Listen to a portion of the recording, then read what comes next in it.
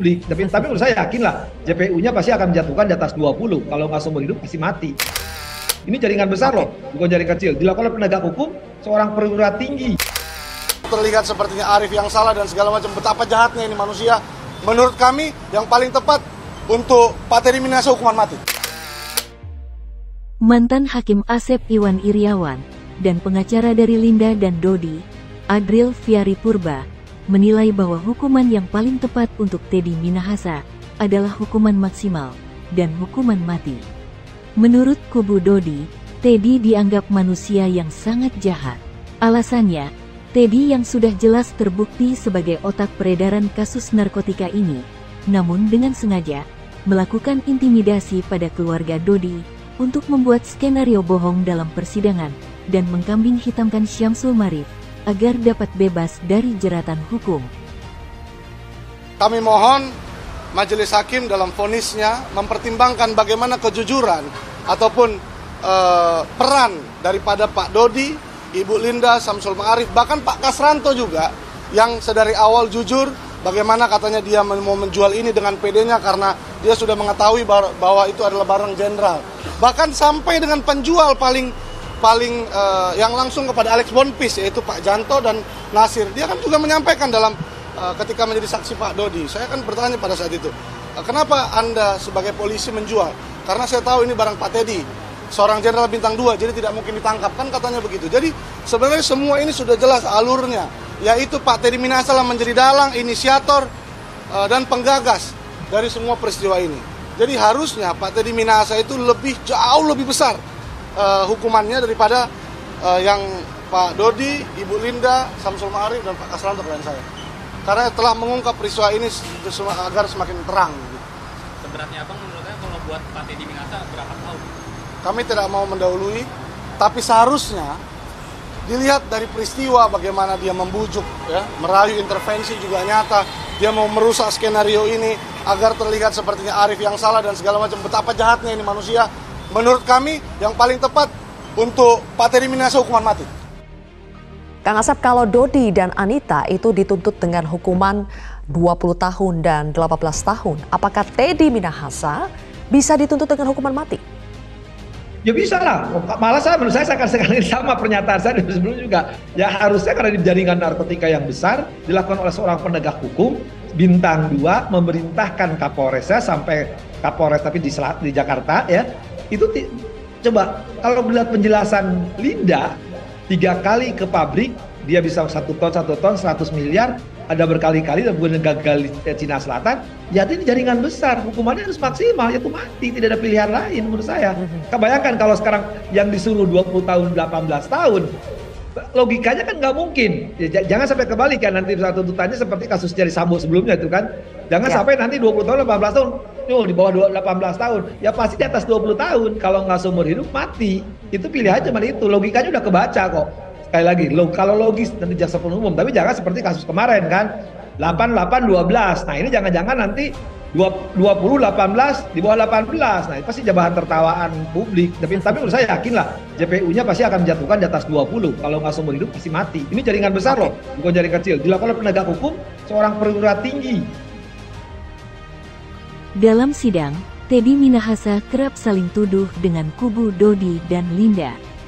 Dodi Prawira Negara DKK menuding Teddy Minahasa adalah penggagas dalam transaksi penjualan sabu yang merupakan barang bukti penangkapan kasus narkotika Kapolres Bukit Tinggi. Sementara itu, Teddy Minahasa membantah pernyataan dari Dodi DKK.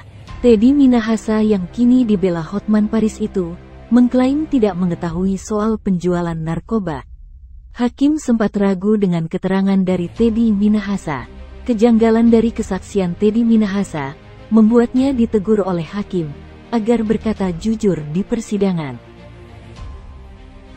Sidang itu adalah bicara pembuktian. Pembuktian ada 5 alat bukti. Keterangan saksi harus bersesuaian, keterangan ahli, ya, surat petunjuk keterangan terdakwa. Kalau keterangan terdakwa itu 189 ayat 3 mengatakan hanya berlaku bagi dirinya sendiri. Artinya cuma 1 alat bukti. Padahal pidana harus minimum 2 alat bukti. Sedangkan keterangan saksi bersesuaian. Keterangan Teddy kan tidak ada yang bersesuaian. Bersesuaian dengan siapa keterangan Teddy?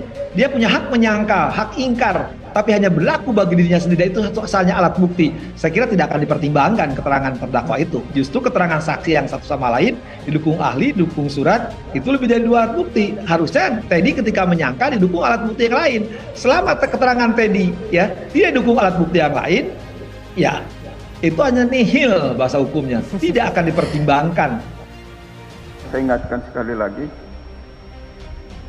ya, tolong diingat memorinya, saudara sudah disumpah.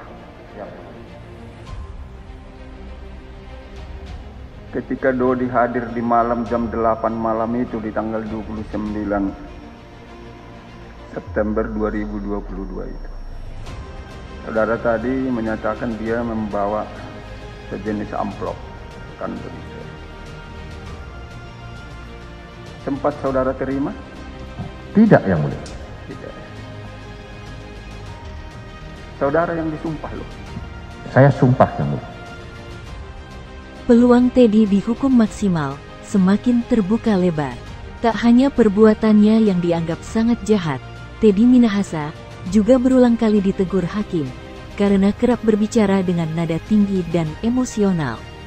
Kesaksian Teddy Minahasa juga banyak yang dianggap janggal dan tidak masuk akal. Apalagi, terdapat bukti rekaman suara yang menunjukkan Teddy Minahasa sedang memaksa keluarga Dodi agar membuat skenario dalam persidangan. Sekolahnya apa? Sarjana, SMA, SD, SMP? Sarjana kan? Kalau saudara masa ditanya tertekan, itu artinya ada orang yang menekan, bukan bersumber tekanan dari diri sana sendiri. Paham pertanyaan saya, Mas? Paham sekali. Saya coba ambil alih. Nah, biar baik, saya tanya, daripada nanti dia bilang tertekan di luar Yang Mulia. Sebentar. Di BRP juga tidak ada Yang Mulia, karena Yang Mulia mengatakan fakta persidangan yang dipakai, saya mengcounter keterangan dia di fakta persidangan ini. Peristiwanya saja tidak ada kok. Baik, bilang terdakwa, saya ingatkan, suaranya pelan, seperti gaduh dilihat orang. Itu kita tidak suka. Persidangan Republik ini harus tertib, ya. Teddy Minahasa, mantan Kapolda Sumatera Barat, mungkin saat ini sedang resah mendengar tuntutan dari rekan-rekannya yang cukup berat untuk kasus narkoba. Teddy sendiri akan mendengar tuntutan dari jaksa pada Kamis, tanggal 30 Maret tahun 2023. Seperti diketahui, JPU telah menjatuhkan tuntutan kepada 6 terdakwa kasus peredaran narkoba yang dikomandoi Teddy Minahasa. Adril Fiari Purba, kuasa hukum terdakwa Dodi Prawiranegara, menilai Teddy Minahasa merupakan aktor intelektual dalam kasus peredaran narkoba jenis sabu yang menjerat kliennya.